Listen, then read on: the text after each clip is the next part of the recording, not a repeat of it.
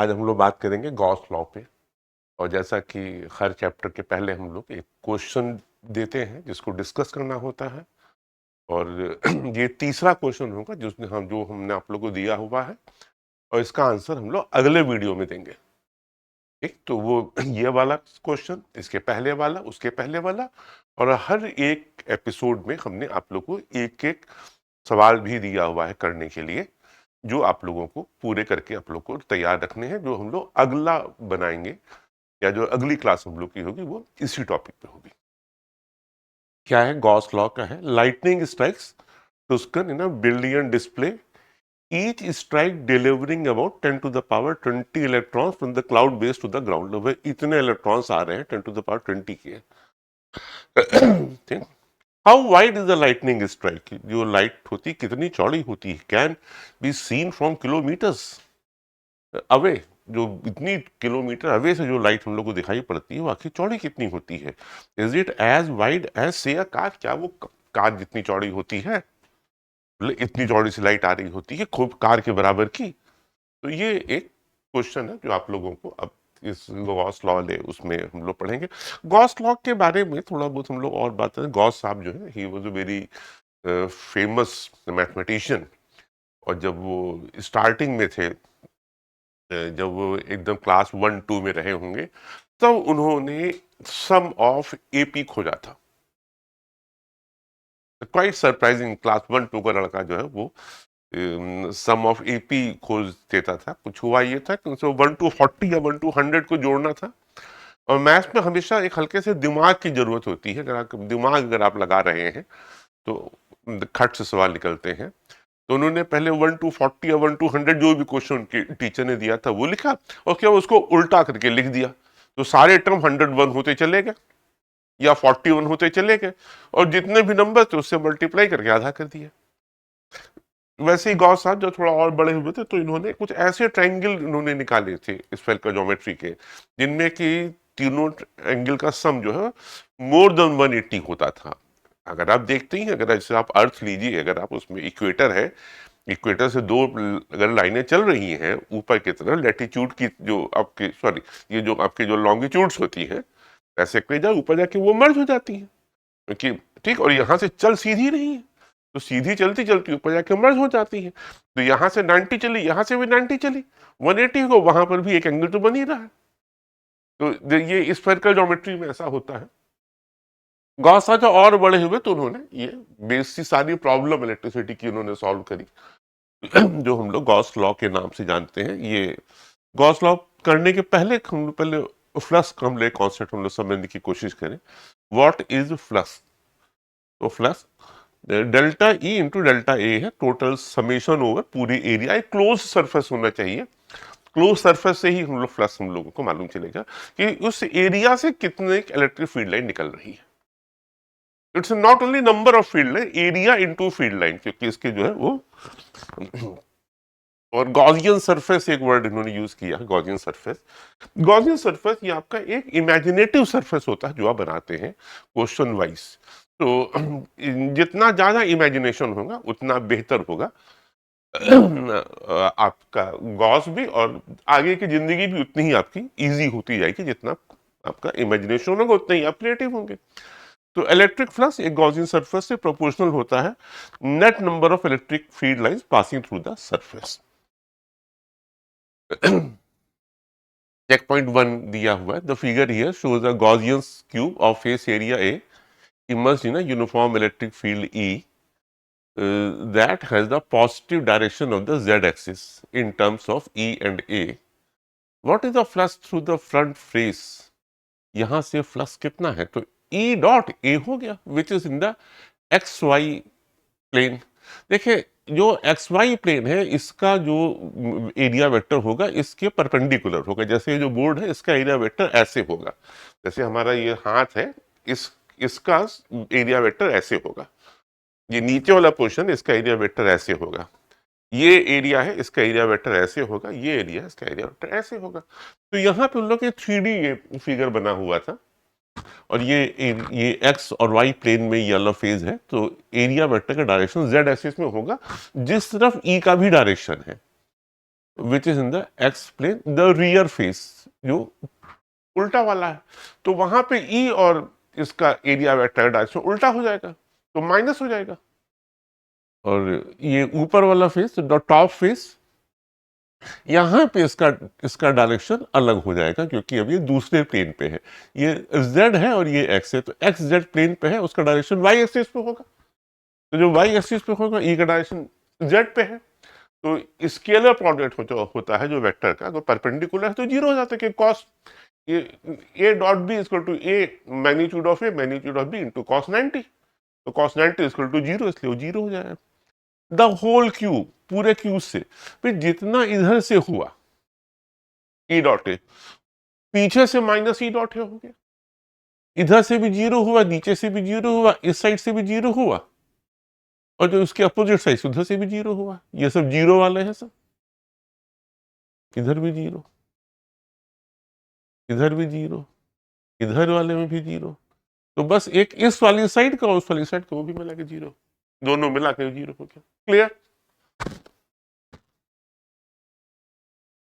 Gauss law relates the net flux phi of an electric field through a closed surface, a Gaussian surface to the net charge Q enclosed, that is enclosed by that surface, it tells us phi into epsilon 0 is equal to Q enclosed। हम लोग जब कुलांस law पढ़ रहे थे तभी हम लोगों ने बात करी थी एप्सिलॉन 0 का महत्व अब देखिए आना शुरू हुआ। उस समय हम लोग जो कांस्टेंट लिया था K इक्वल टू कुलांस लॉ में, उसको हम लोगों ने 1/4 पाई एप्सिलॉन 0 लिखा था। तो ये बात हो रही थी कि साहब हम लोग इसको क्यों लिख रहे हैं, एप्सिलॉन 0 क्यों इंट्रोड्यूस कर रहे हैं। अब समझ आपको आना शुरू हो गया, अब यहाँ पे एप्सिलॉन 0 आना शुरू हो गया। क्लियर? यही गॉस लॉ है कि जो भी टोटल फ्लक्स है किसी भी गॉसियन सरफेस से, मतलब किसी भी इमेजिनेटिव सरफेस से, तो जितना चार्ज इनक्लोज्ड है उससे उतना upon epsilon 0।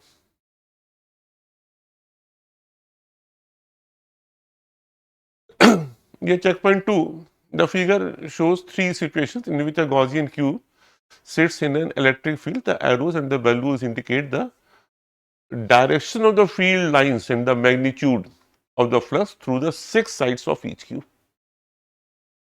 In which situation does the cube encloses a positive net charge, a negative net charge and the zero net charge? देखिए ये सब 6 क्यूब अप्स हैं आपके, इसमें से ये कुछ लाइनें बाहर जा रही हैं और कुछ लाइनें अंदर आ रही हैं, तो हम लोग को दोनों को जोड़ना होगा। जितनी बाहर जा रही है वो अलग हो जाएंगी, जो अंदर आ रही है वो अलग हो जाएंगी।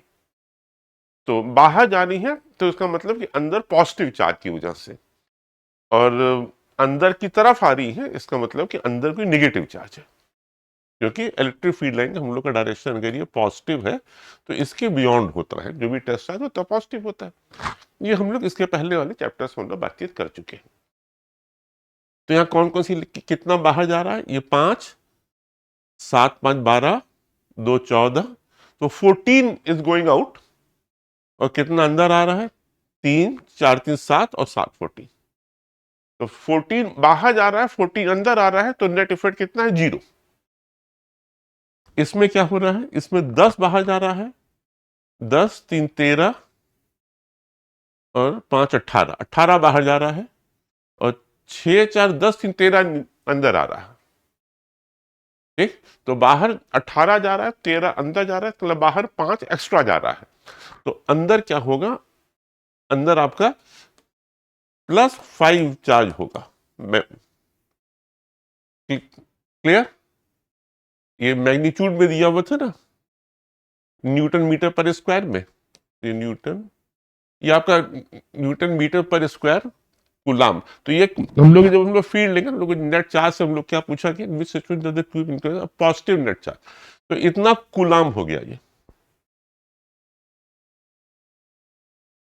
ठीक, 5 यूनिट प्लस, आपको बस इससे मतलब आपको सिर्फ प्लस और माइनस दिखाना है।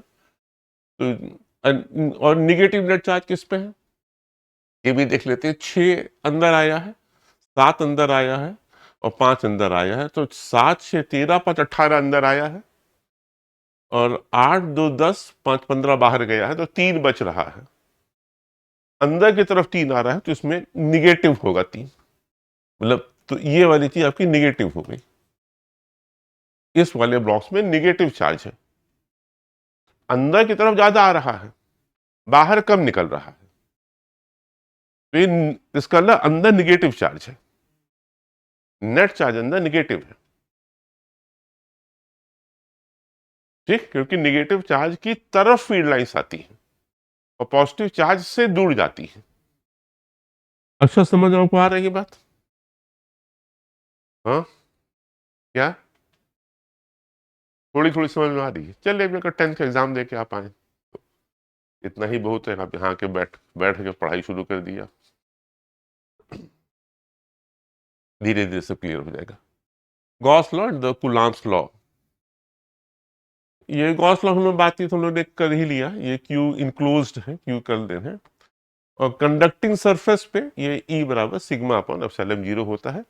जब एनसीईआरटी के चैप्टर्स हम लोग ने पढ़े थे उस टाइम पे हम लोग ने, जो उसका शायद वीडियो भी शायद बना था, वीडियो बना ही है, उस टाइम पे सारा हम लोग ने डिस्कस अलग से किया हुआ है, इसके सारे प्रूफ, तो वो आप लोग वहां से देख सकते हैं, पुराना देखिएगा तो मिल जाएगी। इसी साल के है, उसमें ये सीएससी बोर्ड वाले लोग थे, उन्होंने कहा था सर इसको पहले कर लिया जाए। अभी हम लोग टोटल रेसनिक्स पे ही है हम लोग, उसको उन्होंने अवॉइड कर दिया है। तो क्या था, कंडक्टिंग सरफेस पे E बराबर सिग्मा अपन एप्सिलॉन जीरो, याद रखिएगा। एक नेट फ्लक्स है 5I through a Gaussian surface और radius r enclosing an isolated charge particle. A certain net flux phi I through a Gaussian sphere of radius r enclosing isolated charge particle. Suppose the enclosing Gaussian surface is changed to a larger Gaussian surface, a Gaussian cube with edge length equal to r and a Gaussian cube with edge length equal to 2r. In each case, is the net flux through the new Gaussian surface greater than, less than or equal to phi? पहला phi I दिया हुआ है, उन्होंने क्या बताया था, net flux जो होगा वो charge enclosed upon epsilon zero होगा, तो चार्ज इनक्लोज तो बदल नहीं रहा है, तो सरफेस की शेप शेप जैसी चाहे वैसी होती रहे। ठीक, वहां से निकलने वाले इलेक्ट्रिक फील्ड में फर्क होगा, इलेक्ट्रिक फील्ड फर्क होती जाएगी सरफेस के हिसाब से, जहां से सरफेस एरिया ज्यादा रहेगी वहां पर इलेक्ट्रिक फील्ड कम हो जाएगी, जहां ना सरफेस एरिया कम रहेगी वहां पर इलेक्ट्रिक फील्ड बढ़ जाएगी, लेकिन टोटल फ्लक्स तो सेम रहेगा ना, Q upon epsilon zero, total flux तो किसी के बराबर रहेगा।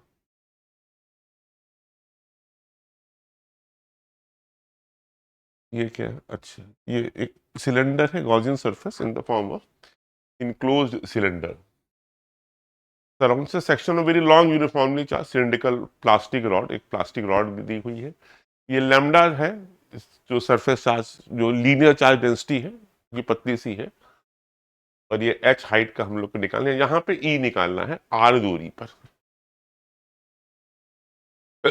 तो इधर कैसे E जो निकलेगा वो उसी, मतलब इसके जो भी गॉसियन सरफेस, ये मान ली है कि हम लोगों ने इसके आगे एक सिलेंडर एक हम लोगों ने बनाया हुआ है, तो जो भी चीजें निकलेंगे वो इसी तरह से निकलेंगे, स्ट्रेट लाइन की, ठीक? तो वो हमेशा परपेंडिकुलर होगी सरफेस के, इसको हम नॉर्मल कह सकते हैं, अगर वहां पे सर्किल होता तो, ठीक, सर्किल होता तो नॉर्मल हो जाती है। तो यहाँ पे हम लोग का जो टोटल सरफेस एरिया हम लोग का होगा वो हो जाएगा 2πRH, हाँ? तो E इंटू 2πRH, ये हम लोग का फ्लक्स हो गया, E into 2πRH is equal to Q upon epsilon zero, तो Q बराबर lambda into H upon epsilon zero, H दोनों तरफ से कैंसिल हो जाएगा, तो फाइनली क्या बचा आपका, यही इन्होंने भी यही किया है, lambda upon 2π zero, epsilon zero 5 बराबर Q इनक्लोज्ड, Q इनक्लोज आपका लैम्डा इंटू H के बराबर है, और एप्सिलॉन जीरो 5 क्या है, E इंटू सरफेस एरिया, क्योंकि ऊपर से तो कोई इलेक्ट्रिक फील्ड निकल नहीं रही है, तो वहां से निकलने वाला फ्लक्स जीरो हो गया, ना ऊपर से ना नीचे से, साइड से ही इलेक्ट्रिक फील्ड निकल रही है, ठीक है, तो ये लैम्डा अपॉन 2π एप्सिलॉन जीरो आ गया। और उसी तरीके से अगर एक शीट ऑफ चार्जेस अगर पूरी पूरी अगर एक पूरा प्लेन अगर है, उसकी तरफ से जो इलेक्ट्रिक फील्ड होगी वो सिग्मा अपॉन 2 एप्सिलॉन 0 में, वो भी गॉसियन सरफेस का आप इस्तेमाल करके हम निकाल सकते हैं। अभी न्यूमेरिकल हम लोग करने जा रहे हैं तो वहां पे इन सब चीजों की जरूरत होगी, इसीलिए हम लोग जल्दी हम लोग कर रहे हैं कि सीधे हम लोग न्यूमेरिकल पे हम लोग आ जाए। Applying Gauss law, spherical symmetry. Spherical field के अंदर क्योंकि सारा चार्ज सरफेस पे होता है तो इलेक्ट्रिक फील्ड ऑटोमेटिकली जीरो हो गई। ई डॉट ए बराबर जीरो पर एप्सिलॉन 0 मतलब जीरो, तो ई ए जीरो होने से होता है, ही जीरो होना है। सारा चार्ज उसके सरफेस पे जो आ रहा है तो उसको सेंटर पे मान सकते हैं, तो वहां पे इलेक्ट्रिक फील्ड इतनी हो गई। A shell of uniform charge attracts or repels a charged particle that is outside the shell, as if all the shell's charge were concentrated at the center of the shell. ठीक, ऐसा माना सकते हैं कि सारा चार्ज वहां पे है। वो ठीक भी जैसे मतलब पूरा है, यहाँ पे एक पॉइंट, ये मतलब एक सरफेस है, यहाँ एक पॉइंट है, तो ये पॉइंट पास में है और ये पॉइंट दूर में है, तो एवरेज तो आपको ले दे कि हर चीज सेंटर पे ही आ रही है।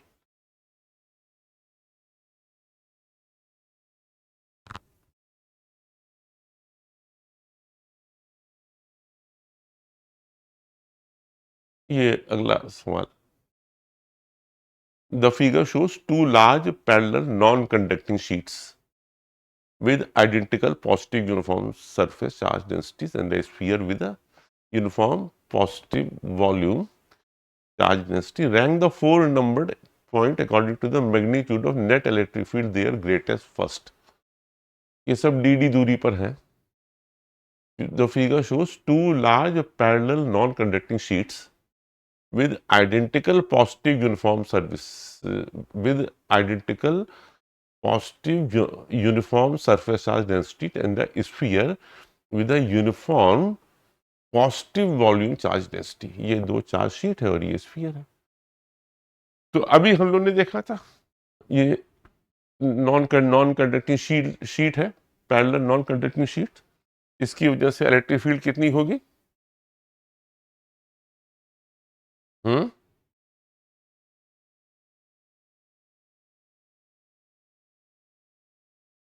Sheet of charge sigma upon 2 epsilon 0।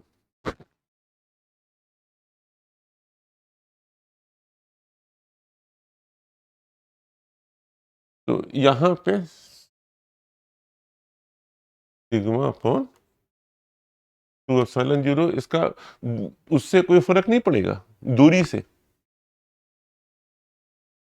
ये दूरी इंडिपेंडेंट होती है, तो यहां पर इलेक्ट्रिक फील्ड इस तरफ है, यहां पर इस तरफ है, दूरी इंडिपेंडेंट है तो दोनों बराबर हो गई,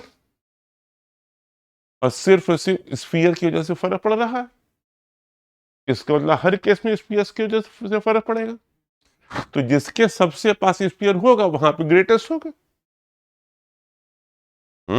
वो दोनों तो एक दूसरे को कैंसिल करने ही है ना, ये दूरी का फर्क है नहीं।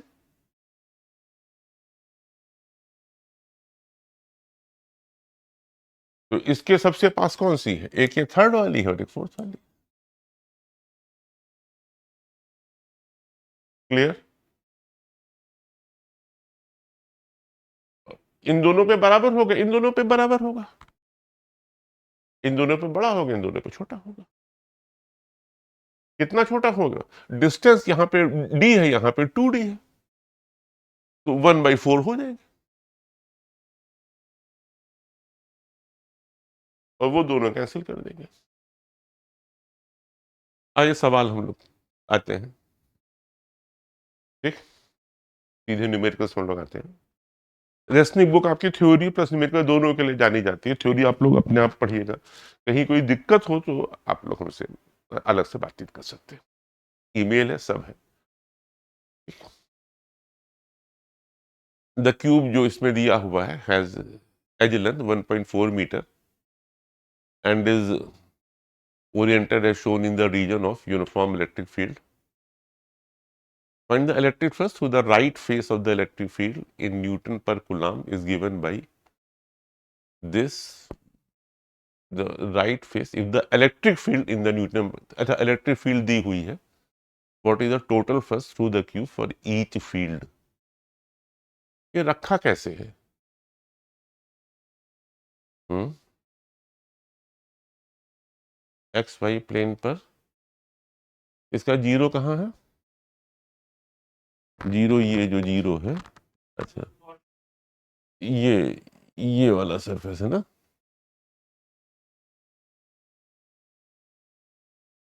हम्म,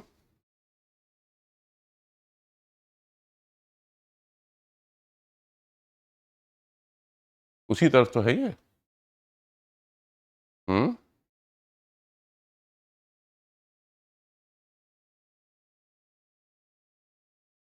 चलिए,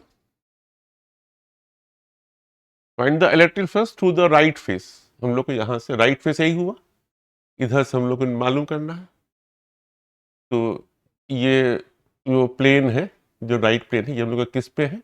ये एक्स एक्सिस है, ये जेड एक्सिस है। तो एरिया वेक्टर इसका किस तरफ हुआ?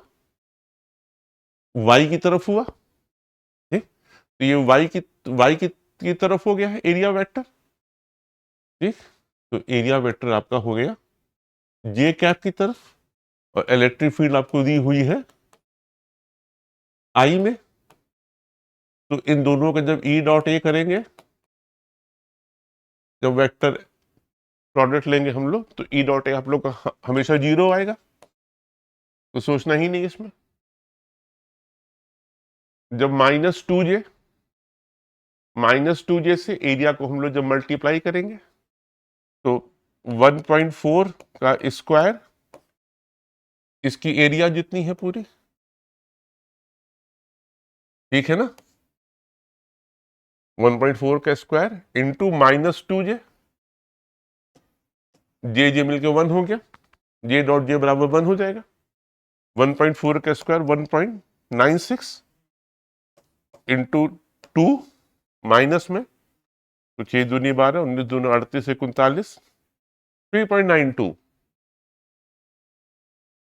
एंड जब ये 3i और 4k है, जब 3i और 4k है, तो i डॉट जे भी जीरो होगा और k डॉट जे भी जीरो होगा। क्लियर? तो वो आपका पूरा जीरो हो जाएगा। अंतिम सवाल पूछा है, what is the total flux through the cube for each field. Her field के लिए क्यूब के का टोटल फ्लक्स कितना है? देखिएगा, हम लोग सबसे पहले 6i वाला लेते हैं। तो 6i वाला लेते हैं, तो जब 6i की इलेक्ट्रिक फील्ड जब है जिधर से निकल रही है, तो इधर से तो जीरो हो गई, इसके जो अपोजिट फेस उससे भी जीरो हो गई। आई निकल रही है, मतलब कि एक्स एक्सिस में आ रही है, इसका लो वाई जेड प्लेन। तो वाई जेड प्लेन हम लोगों का कौन सा है? ये वाला है वाई जेड प्लेन, इसी के परपेंडिकुलर एक्स एक्सिस है। ठीक, तो एक तरफ वाई जेड प्लेन से electric field into area vector होगा, और दूसरी तरफ electric field into area vector उसका जो अपोजिट वाला है उससे उल्टी डायरेक्शन में होगा, तो वो जीरो हो जाएगा।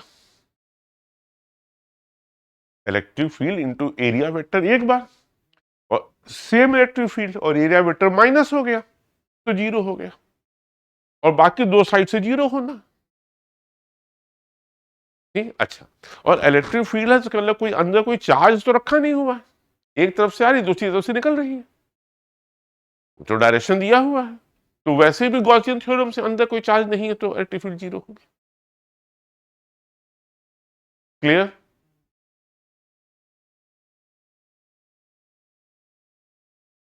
अच्छा, ये क्या है? Butterfly net in a uniform electric field of magnitude E बराबर this, the rim a circular radius a बराबर this is aligned perpendicular to the field. The net contains no net charge. Find the electric flux through the netting. This is the magic of the Gauss law. There is no net charge inside the inside this. What is this what is called butterfly net? If there is no net charge within the butterfly net, then total flux will be zero. यही तो Gauss law है, phi बराबर Q upon epsilon zero. जब Q enclose zero है तो total flux हर बार zero ही होगा। Clear? कोई दिक्कत तो नहीं इसमें?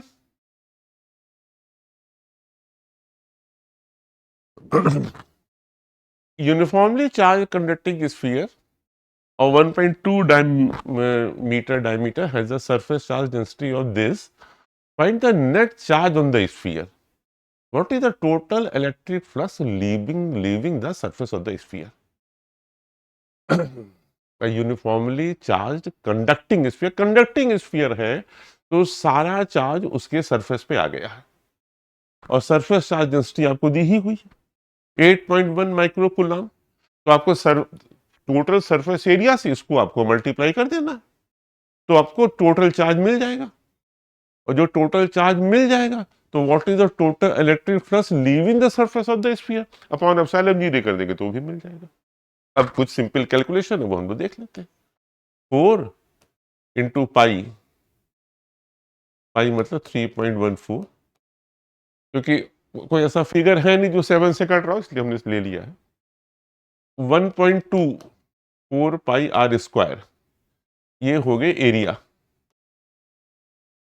ठीक, into electric field 8.1 micro 10 to the power -6, इतना टोटल चार्ज रहना है कंडक्टिंग स्फीयर पे। ठीक, तो ये कितना लगभग होगा? ये 4 into 3.14 into 1.44 into 8.1 into 10 to the power -6। ये 4 3 12 लगभग ये हो गया, 12 से थोड़ा सा ज्यादा, 12.4, 12 8 96 और 96, हाँ 12 8 96, ये दोनों मिला करके लगभग 100 के आसपास हो गया। 4 3 12 से थोड़ा सा ज्यादा 12.5, 12.5, ठीक, और 12.5 इंटू 800 होता है, हाँ? हाँ लगभग 100 मान लीजिए। तो ये थोड़ा सा ये 100 से हल्का सा ये कम रहेगा ज्यादा रहेगा, 14 चौक 56, हाँ हाँ 102 हो जाएगा। तो 1.44 है, ये भी थोड़ा सा आगे आपका बढ़ जाएगा। तो वो तो 100 आपका हो गया था, ये थोड़ा सा बढ़ जाएगा तो इसको 1.5 कर दीजिए और 100 आप इसमें जोड़ दीजिए 10 टू द पावर -4। क्लियर? इतना कूला, कोई दिक्कत? What is the total electric flux leaving the surface of the sphere? तो ये हम लोग को क्या मिल गया है? ये क्या है? ये क्यू इनक्लोज्ड है, अपॉन एप्सिलॉन नॉट से डिवाइड कर दीजिए, 8.86 इंटू 10 टू द पावर -12। यही तो हुआ, ये ऊपर चला गया तो ये कितना हो गया 10 टू द पावर 8 हो गया, ये -12 ऊपर गया और ये 1.5 से ये है 8 दूनी 16, तो ये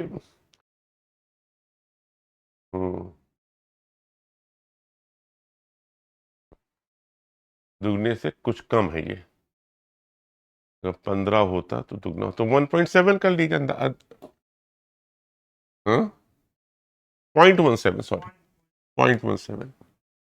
तो 0.17 10 टू द पावर 8 आप करेंगे, ये आपका कितना, तो उसको अब आप फिर थोड़ा सा एडजस्ट कर दीजिए तो 1.7 या 17 इंटू 10 टू द पावर 6 कर दीजिए। 10 टू द पावर 6 में अगर यूनिट है तो ठीक है, मेगा हो जाएगा।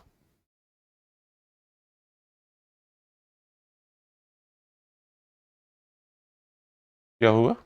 आपका क्वेश्चन कुछ कुछ और आ रहा है, कहाँ पे, क्या बोल रहे हो?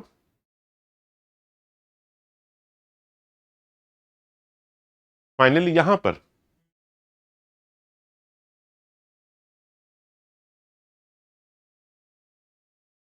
4 3 12, 1.2 यूनिफॉर्म चार्ज, बेटा ये डायमीटर है, डायमीटर है तो सरफेस, ये हम लोगों ने रेडियस की जगह इस्तेमाल कर लिया, इंटू 1/4, 1/2 1/2 को हो गया। हाँ ठीक,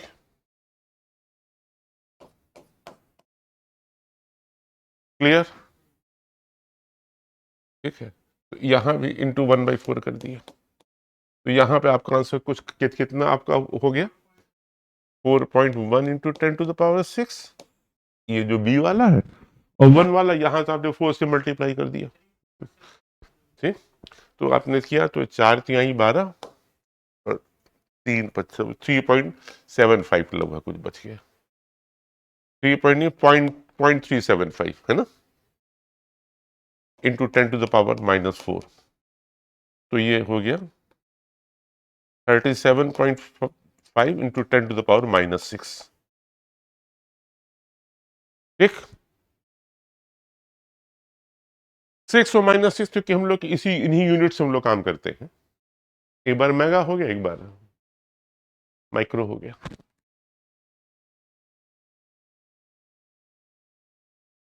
Yes, a very long conducting cylindrical rod of length L। सवाल लेकर डरिएगा मत, तो भयानक सा लग रहा है क्या है, लेकिन देखते हैं। A very long conducting cylindrical rod of length L with a total charge plus Q is surrounded by a conducting cylindrical shell also of length L with total charge minus 2Q as shown in figure 24-29। ये chapter number 24 है rationing में, उसका 29 question है, नहीं question 19 है। हाँ, use Gauss law to find the electric field at points outside the conducting shell, the distribution of charge on the shell and the net electric field in the region between the shell and the rod. ये एक conducting rod है, आप इतना चौड़ा सा एक cylinder है, ठीक। इस रॉड के ऊपर चार्ज कितना है, लेंथ L है और प्लस Q, इसके ऊपर प्लस Q चार्ज है और उसके ऊपर -2Q चार्ज है, जो बाहर वाला सिलेंडर हम लोग लेके आ रहे हैं, ये भी इतना ही बड़ा है, ठीक। तो टोटल, और पूछा क्या है इन्होंने, use Gauss law to find the electric field at points outside the conducting shell. यहाँ पे आपको कंडक्टिंग में आपको इलेक्ट्रिक फील्ड निकालनी है, तो सिलेंडर में कंडक्टिंग फील्ड कितनी आपकी होती है, ये आपके सिलेंडर में इलेक्ट्रिक फील्ड निकालने के लिए हम लोग करते थे, लैम्डा के लिए लैम्डा भी बाद में आ जाएगा, कितना हो जाएगा, ई डॉट ए हम लोग को मान लीजिए निकालना है। हाँ, तो इसी पूरे से इलेक्ट्रिक फील्ड लेके जाना है, ए हो गया तो 2πRH, ठीक। ये आर सिलेंडर की रेडियस है, तो इज इक्वल टू Q/ε0, यही तो गॉस लॉ है। ये ए हो गया हम लोगों का, ई डॉट ए, अब हम लोग को ई हम लोग को निकालना है, ई इंटू 2πRH, और टोटल चार्ज हम लोग को कितना दिया हुआ है, टोटल चार्ज हम लोग को दिया हुआ है लैम्डा, हाँ आने देते हैं, the electric field at points outside the, और एच की जगह एल है, नहीं नहीं रुक जाइए, और चार्ज हम लोग का कितना है, टोटल चार्ज अंदर -2Q उसके ऊपर है और Q अंदर वाले पे था, तो टोटल चार्ज कितना हो गया है, Q हो गया -Q हो गया, तो -Q/ε0 होगा। टोटल चार्ज तो वो चाहे कंडक्टिंग स्फीयर पे है या रॉड पे है, कुल मिला करके टोटल बाहर इतना ही तो फाइनली है, रेड समझानी वही ले ही रही है, तो E बराबर आपका ये आ गया -Q/2πε0RL। The distribution of charge on the shell, distribution of charge on the shell, charge पे पूरे चार्ज मतलब पूरे शेल पे कैसे उसका डिस्ट्रीब्यूशन है। तो टोटल चार्ज -2q है, तो -2q अपॉन शेल की एरिया, सिलेंडर शेल की, तो 2πRH, h की जगह L दिया हुआ। The electric field in the region between the shell and the rod. अब देखिए शेल और रॉड के बीच में जो इलेक्ट्रिक फील्ड हम लोगों की है, मतलब यहां पे है, तो सारा चार्ज तो आपका सरफेस पे है, अंदर तो कोई चार्ज है नहीं शेल की वजह से, तो अंदर जो भी चार्ज है उसी रॉड की वजह से है।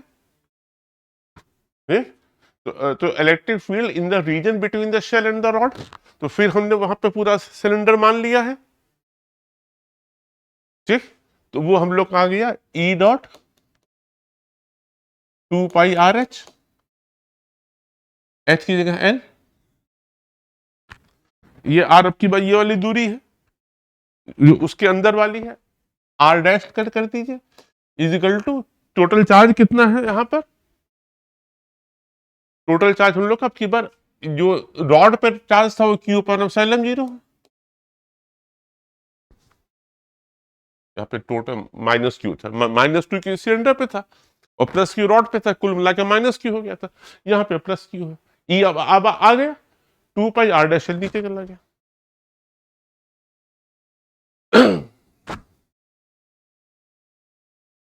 ये है a small non-conducting ball of mass m बराबर 1 मिलीग्राम and charge q बराबर 2 into 10 to the power -8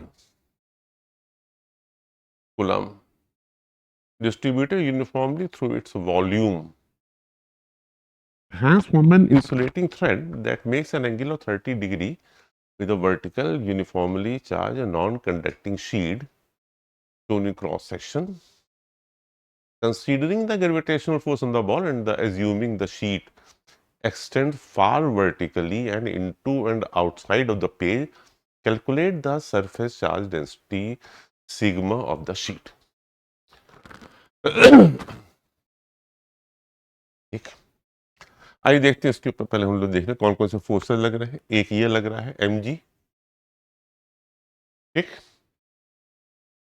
इतना ही फोर्स ऊपर की तरफ लगेगा ताकि, क्योंकि ये बैलेंस है, तो ये फोर्स आपका कहां से आपका आएगा, ये फोर्स आपका यहां से, जो टेंशन है इसमें, तो एक टेंशन T हम लोग मान लेते हैं, तो ये हम लोग का कितना फोर्स हो गया, ये थीटा है तो ये भी थीटा हो गया, ये फोर्स हो गया आपका T cos theta,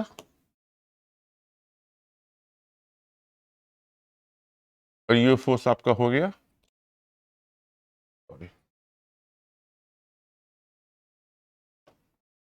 T sin theta,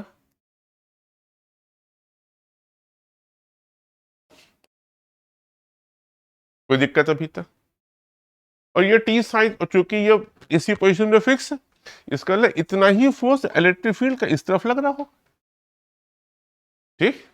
तो T cos theta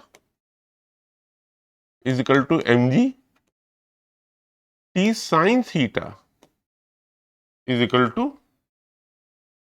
T sin theta is equal to E, ठीक। ये हमने डिवाइड कर दिया, तो हमारा आ गया tan थीटा बराबर E अपॉन mg, ठीक। तो tan 30 डिग्री, m कितना है, m है 1 milligram, 1 into 10 to the power -6 into g 10, और प्लेन शीट का E कितना होता है, हाँ, सिग्मा अपॉन 2 एप्सिलॉन 0, यही सिग्मा पूछा है। अब कैलकुलेशन हो जाएगा आपसे, आप लोग से, tan 30 की value 1/√3 into 10 to the power -5 into 2 into 8.86 into 10 to the power -12 equal to sigma, यही है। नहीं, ये कूलाम ये क्या दिया है? अरे बेटा, इसके ये तो हम लोगों ने वो निकाल ली, गलत हो गया सवाल पूरा। हाँ, गलत तो हो ही गया। हम लोग को फोर्स निकालना था ना, हम लोग ने ई निकाल लिया। कोई गलत नहीं हुआ अभी, चलो हम। हाँ, यहाँ से हम लोग को थोड़ा सा ई डॉट एक और करना पड़ेगा। चार्ज तो हम लोग ने कंसीडर ही नहीं किया है ना। इलेक्ट्रिक फील्ड इंटू चार्ज होगा, ये ई थोड़ी होगा, ई इंटू क्यू होगा। हाँ, तो क्यू से अभी तो क्यू हम लोग का वैल्यू है यहाँ पे, ई डॉट क्यू हो गया। ठीक, तो ये क्यू नीचे आ जाएगा। क्लियर? तो यहां भी 1/क्यू आ गया। क्यू हो गया 2 × 10⁻⁻8। भाई, यूनिट तो सेम रखेंगे ना, फोर्स ही रखेंगे ना। हाँ, टी फोर्स है ना, उधर भी फोर्स आएगा। अब इलेक्ट्रिक फील्ड की वजह से चार्ज के ऊपर फोर्स लग रहा है, वही फोर्स बैलेंस हो रहा है। तो अब कुल कितना हो गया? ये 2 से 2 कैंसिल हो गया। ये √3 है, 8.87 है। हम लोग पहले पावर देख लें। ये 10⁻⁻8 ये है, ये ऊपर चली गई तो ये -4 हो गई। तो -5 और -4, 10⁻⁻9।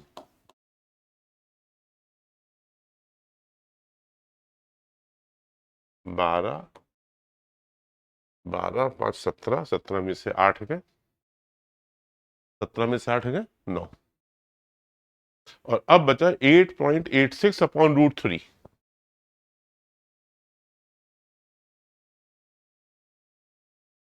तो 17×5 = 85 लगभग हुआ।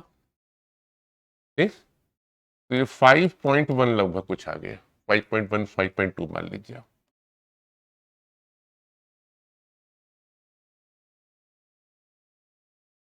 ठीक, क्लियर? कोई दिक्कत तो नहीं?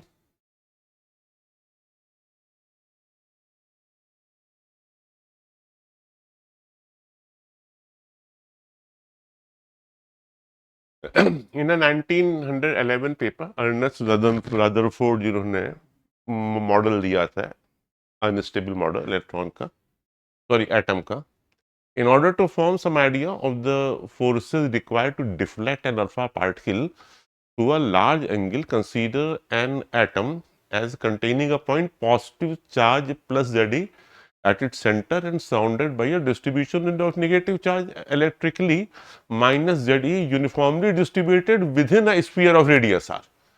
तो जो इलेक्ट्रॉन है वो यूनिफॉर्मली डिस्ट्रीब्यूटेड है पूरे स्फीयर में। Electric field E at a distance r from the center for a point inside the atom is,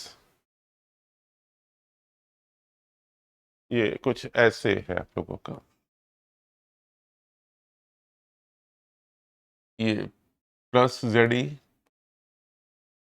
ये पूरे भर में सब पूरा उलझा हुआ है ये। और यहाँ पर ये गॉसियन सरफेस हमने बना दिया है, यहाँ पे इलेक्ट्रिक फील्ड निकाल ली।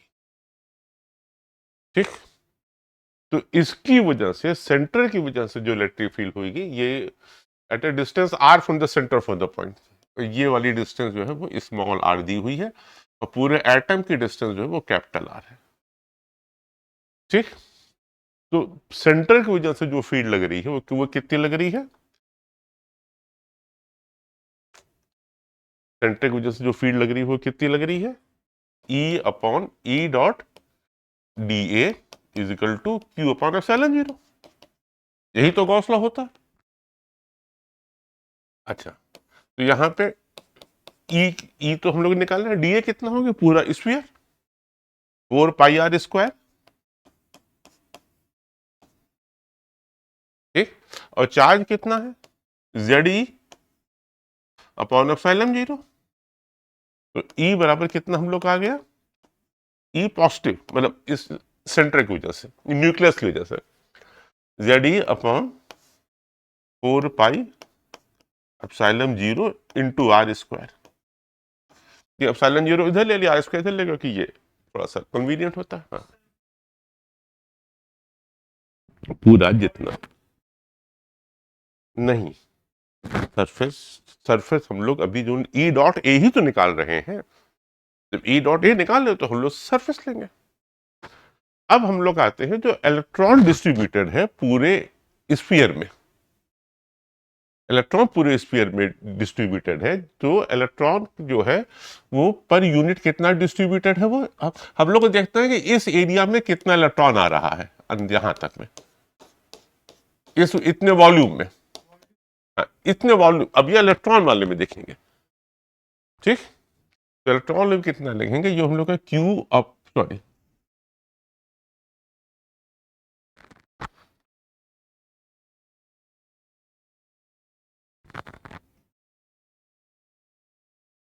ये Z E upon 4/3 pi R cube, ठीक। पूरा ये पूरे स्फीयर का वॉल्यूम है, पूरे एटम का। तो इलेक्ट्रॉन पूरे एटम भर में बिखरा हुआ है, तो यूनिट पे इतना है, ठीक। और जो जो यूनिट हम लोग कंसीडर कर रहे हैं, जो आर दूरी का जो स्फीयर है, उसके अंदर कितना चार्ज आया हुआ है, चार्ज इनक्लोज हम लोग कंसीडर कर रहे हैं, वो है 4/3 पाई स्मॉल आर क्यूब, ठीक। बात समझ में आई? तो 4/3 पाई 4/3 पाई का कैंसिल हो गया, तो कितना आ गया ये Z E minus Z E R cube upon capital R cube. यही तो चार्ज इनक्लोज हुआ। और फिर हमने गॉस थ्योरम लगा दी यहीं पे, यहां पर। तो अब की जो ई जो माइनस की वजह से आया वो कितना आया, ई माइनस की वजह से आया। तो अब की बार ये क्यू की जगह हम लोग का ये है, ठीक। तो E minus 1/4 pi this R square, ठीक, into charge enclosed Z E small R cube upon capital R cube upon epsilon 0। कोई दिक्कत इसमें? ठीक, ये चार्ज इनक्लोज्ड है, चार्ज इनक्लोज अपॉन एप्सिलॉन 0, और ये हमारी एरिया है, ठीक। तो यहां पर लोग एरिया ले रहे हैं, तो ये आर स्क्वायर से हम लोग का आर क्यू हम लोग का ये कैंसिल होकर के अब यहां पे सिर्फ आर बचा। तो ई माइनस कितना हम लोग का आ गया, ई माइनस बराबर 1/4 pi epsilon 0 R upon capital R Q, ठीक, माइनस। अच्छा, ई प्लस और ई माइनस को जोड़ दिया हम लोगों ने, क्योंकि टोटल हमको निकालना है। तो हाँ, तो और तो 1/4 पाई एप्सिलॉन 0 ये कॉमन हो गया, और जेड ही कॉमन हो गया। अंदर कितना बच गया, 1/r square minus R upon capital R cube. Clear?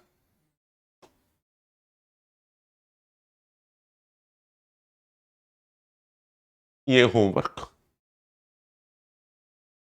ठीक। ये आप लोग इसकी स्क्रीनशॉट ले लीजिए, आराम से पढ़ भी लेंगे आप लोग अपने आप, ये करना है। अगला हम लोग जो भी लेक्चर लेंगे उसमें जितने हम लोगों ने होमवर्क वाले क्वेश्चन दिए हैं, वो जितने क्वेश्चन डिस्कस करने थे वो हम लोग अब एक साथ हम लोग पूरा डिस्कस करेंगे। तो लगभग 3, 3, 6 7 सवाल हो जाएंगे, और एक मौका और है आप लोग के पास 1-2 दिन का, देख लीजिए।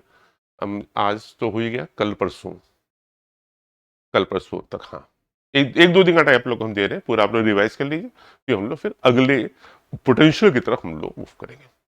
Okay, good luck.